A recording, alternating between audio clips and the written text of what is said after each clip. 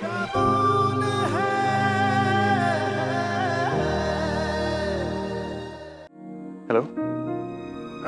ये सॉरी, मैं थोड़ा लेट हो गया, किसी ज़रूरी काम में फंस गया था।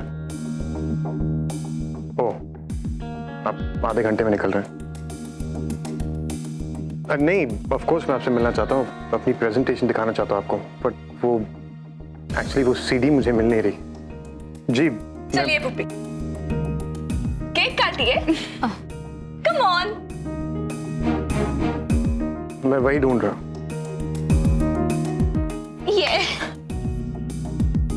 M extremely sorry for the delay. क्या हुआ? ये कट क्यों नहीं रहा? पता नहीं। अगर आप आधा घंटा और रुक सकते हैं तो। लाइए पुप्पी, मुझे नाइफ दीजिए, मैं केक काटती हूँ। आपको पता है, मुझे केक काटने का बहुत एक्सपीरियंस है। संभाल के।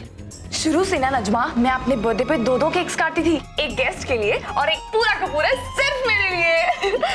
मैं वो सीडी लेके पहुंच जाऊंगा।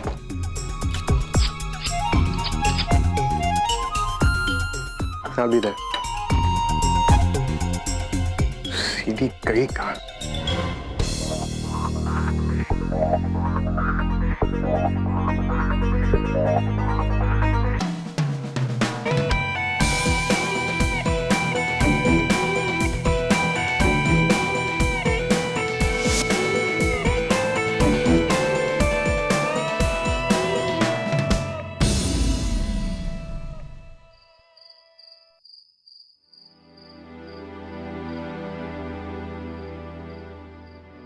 I'm sorry नुज़ात, तेरी और रणबीर कपूर की जोड़ी नहीं बन सकती, क्योंकि वो लिब्रा है और तू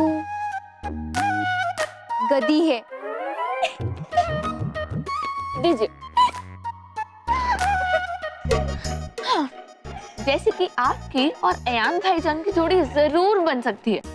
आपको पता है, आप टॉरस हैं और भाईजान सैजिटेरियस। आपको पता है, उन दोनों की ना लव एंड हेट जैसी रिलेशनशिप होती है। आप तो भाईजान से लव करती हैं, पर वो ना आपको हेट करते हैं।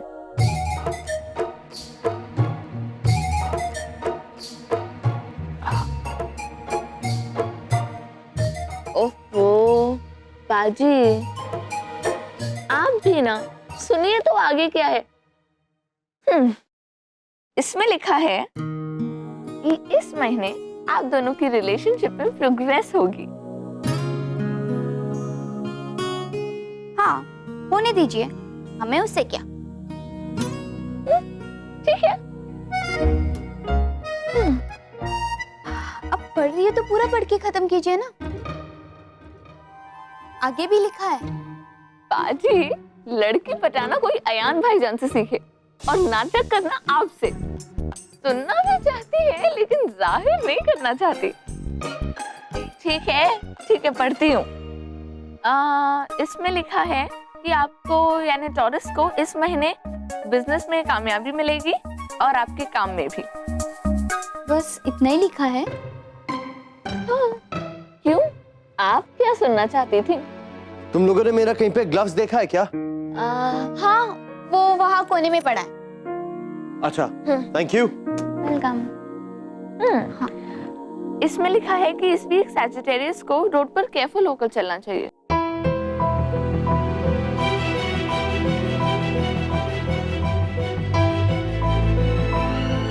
आयान, 1 मिनट। आयान अब सैजिटेरियस है, इस हफ्ते रोड पे संभल के जाइएगा। आप हमें अपनी दुआओं में शामिल रखिएगा, बाकी तुम्हारा कोई बाल भी बाका नहीं कर सकता। खुदा हाफिज।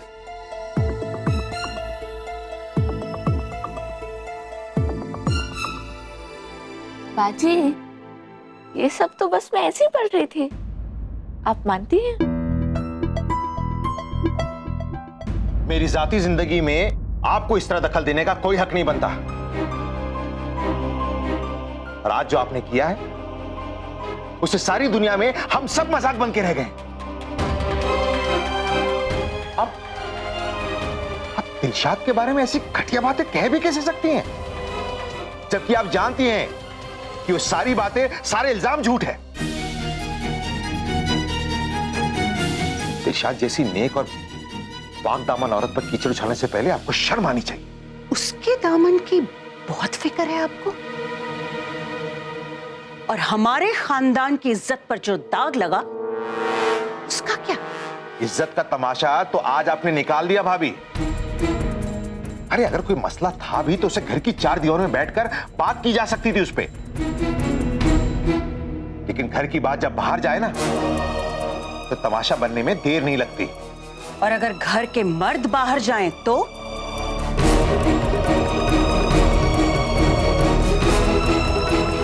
अब मैं बोलूंगी तो बोलोगे कि बोलती है, पर मैंने जो किया वो जरूरी था राशिद मियां। आप गलत रास्ते पर जा रहे थे, आपको रोकना मेरा फर्ज था। सही गलत का फैसला करने वाली आप कौन होती हैं? मुझसे जबान दराजी करने से बेहतर होगा कि आप अपने गिरेबान में झांक कर देखें।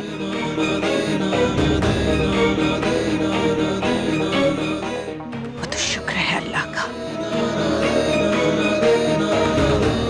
कि हुमैरा के अब्बू को इस बारे में पता नहीं चला। जरा सोचिए, अगर उनको पता चलता तो वो क्या करते? ये ऐशो आराम की जिंदगी आपने अपनी मेहनत से हासिल नहीं की है, हुमैरा के अब्बू ने आपको दिया है। आपको एक मामूली आदमी राशिद से एक कामयाब बिजनेसमैन राशिद खान हुमैरा के अब्बू ने बनाया है। मिट्टी के एक ढेले से आसमान का सितारा हुमैरा के अब्बू ने बनाया है। ये सब शान, ये शौकत हुमैरा के अब्बू की दी हुई है। और याद रखिएगा कि दी हुई चीज वापस भी ली जा सकती है। मुझे ऐसी दौलत की परवाह नहीं है। परवाह तो हुमैरा के अब्बू को भी नहीं है। उन्हें अपनी इज्जत ज्यादा अजीज है, लेकिन आप अपनी हरकतों से खानदान की इज्जत पर कीचड़ उछाले जा रहे हैं। ये मत भूलिएगा राशिद मियां कि आपने खुद अपनी मर्जी से दिलशाद को छोड़ा था और शिरीन को चुना। आपने हुमैरा के अब्बू को जुबान दी थी कि आपकी जिंदगी में शिरीन के अलावा कोई नहीं आएगा। और राशिद मियां, अब अगर आप अपने वादे से, अपनी जुबान से फिरते हैं ना, तो हुमैरा के अब्बू को बुरा लगेगा और उन्हें बुरा लगेगा तो आपको बहुत बुरा लगेगा।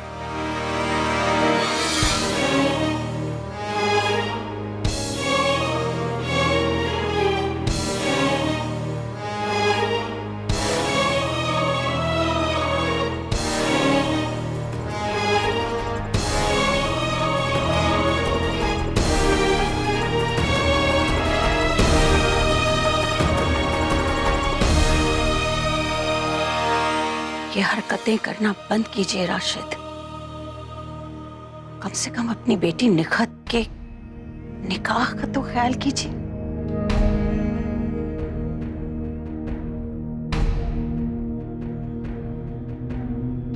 अभी संभल जाइए राशिद, वरना अगर बात आगे बढ़ी ना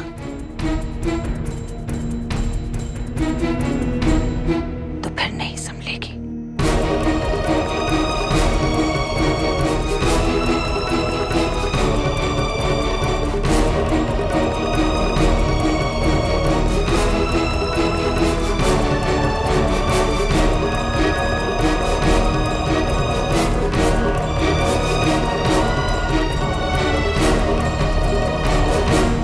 क्या यार, क्या सुनील मियां, आपको जब मैंने कहा था कि आप लड़की से जब पहली बार मिलने जाए तो मेरा मतलब ये था कि फूल या चॉकलेट लेके जाए। आप तो खामखा 6 समोसे लेके चले गए। अगली बार जब आप जाएंगे तो फूल माने गुलाब या चॉकलेट लेके जाना। आशिकी करने जा रहे हो, कोई हलवाई गिरी नहीं, समझे? पक्का। खुदा हाफिज। खुदा हाफिज। खुदा हाफिज। हाँ।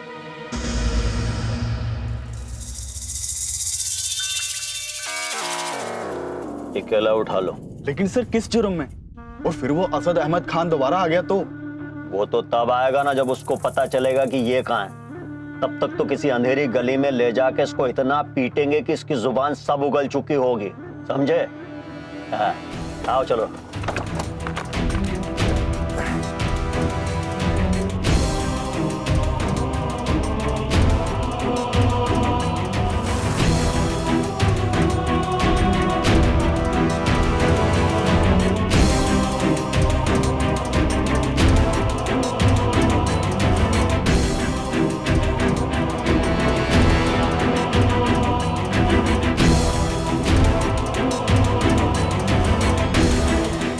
या अल्लाह, मेरा जी बहुत घबरा रहा है। प्लीज अयान की हिफाजत कीजिएगा।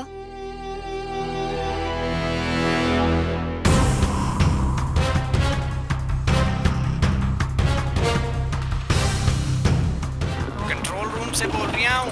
दिल्ली गली के चांदनी बार में गैंग वॉर हुआ है। बीट मार्शल फौरन वहां पहुंचे।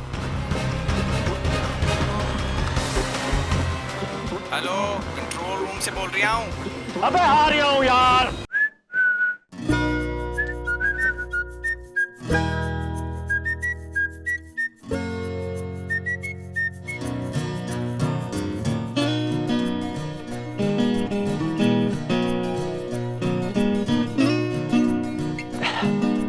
अर्ज किया है कि हर राह गुजर पार कर गए जब दी आपने वो स्माइल। हर राह गुजर पार कर गए जब दी आपने वो स्माइल। उसे देखने रुका था traffic for a little while. वाह, इसका मतलब इस शायरी के हिसाब से हमारी वजह से आप सड़क क्रॉस कर गए। जी हाँ। बड़ी सड़क छाप शायरी है आपकी। अजी सुनिए, सारा भोपाल बेचैन रहता है हमारी शायरी सुनने के लिए। बाजी, आपने सुना? अभी तो सुना। अच्छा, काश मैं भी बच्ची होती तो उसमें जा पाती। सुनिए, आप और एक्टिंग। बचपन में आपको एक नाटक याद है जिसमें आपको एक लाश बनने का रोल मिला था? वो तो आपसे हुआ नहीं। एक लौती लाती जो इतना हिल रही थी। एक्टिंग करेंगी। बाजी, वैसे मुझे तो लगता है ना इस बार भोपाल के बच्चे बाजी मार ही लेंगे, चाहे वो सिंगिंग हो या एक्टिंग। अब आफ्टर ऑल यहाँ का एंड प्रोडक्ट तो एक ही होता है। तो ऐसे होता है।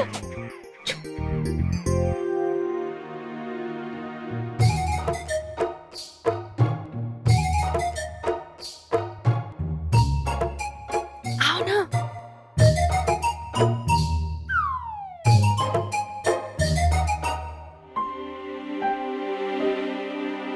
उनसे बात कर रहे हैं। उनसे किससे? जी। जी। चलो चलो।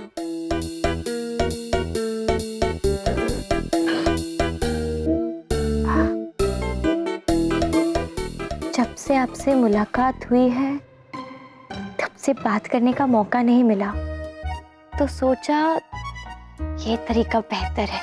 आपको कोई एतराज तो नहीं? जी नहीं।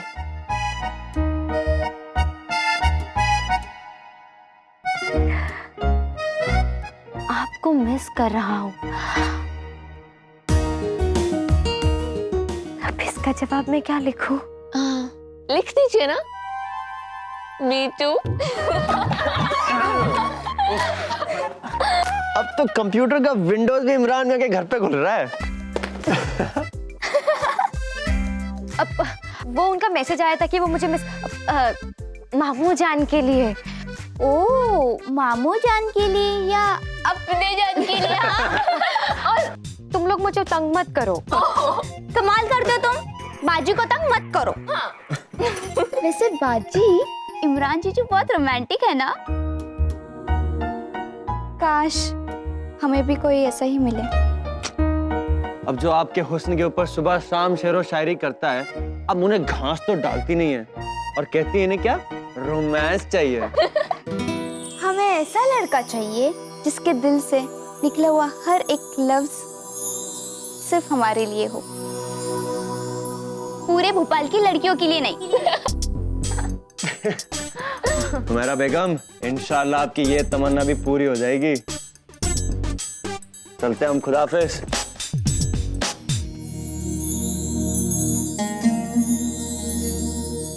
शिरीन, तुम समझने की कोशिश नहीं कर रही हो। मैं 1000 बार तुमसे बोल चुका हूं, तुम बिना वजह परेशान हो रही हो। आप ऐसा कैसे कह सकते हैं राशिद? मैंने आपको और उनको खुद साथ देखा है। आप दिलशाद से मिल रहे थे राशिद। आपने उनका हाथ पकड़ा हुआ था। आपके दिल में अब भी उनके लिए जगह है राशिद। नहीं, बताइए, आप उन्हें भूल नहीं पाए हैं राशिद? शिरीन, दिलशाद के साथ कभी मेरा बहुत गहरा रिश्ता था, कभी। और तुम तो जानती हो, रिश्तों की डोर इतनी आसानी से नहीं टूटती।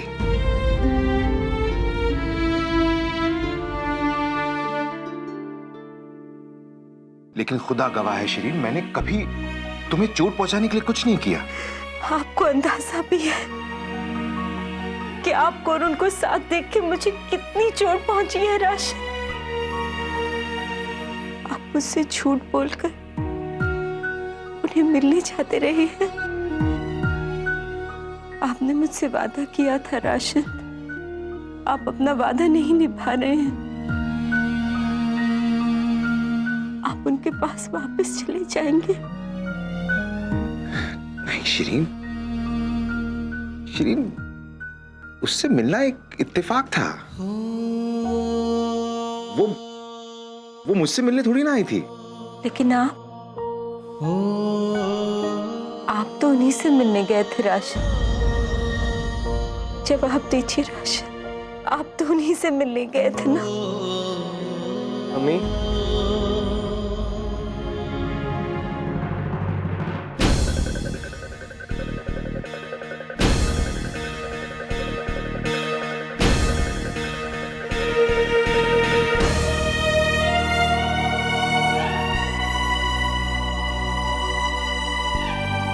क्या हुआ अम्मी?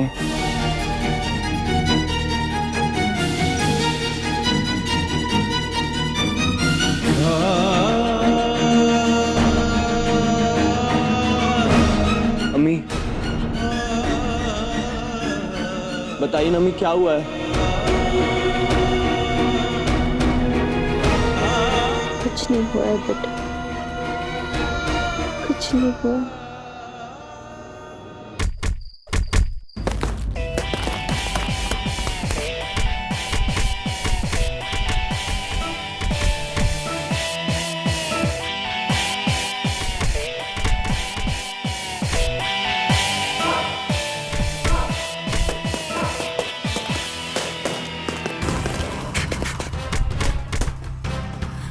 अम्मी, पंचिंग बैग निकल गया। मतलब भाईजान बहुत गुस्से में है। आई नो, लेकिन बात तो करनी पड़ेगी ना। तुम यहीं रुको, मैं जरा उससे बात करके आती हूँ।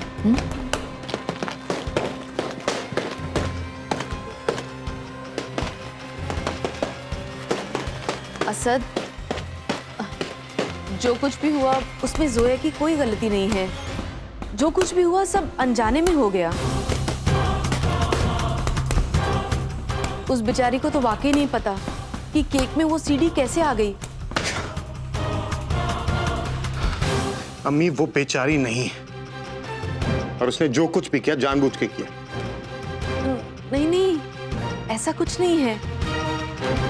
इनफैक्ट वो तो बहुत शर्मिंदा है। अगर तुम चाहो तो तुम्हारी प्रेजेंटेशन में वो तुम्हारी मदद कर सकती है। मैं अपना काम खुद कर सकता हूँ, किसी और की मदद की जरूरत नहीं है मुझे।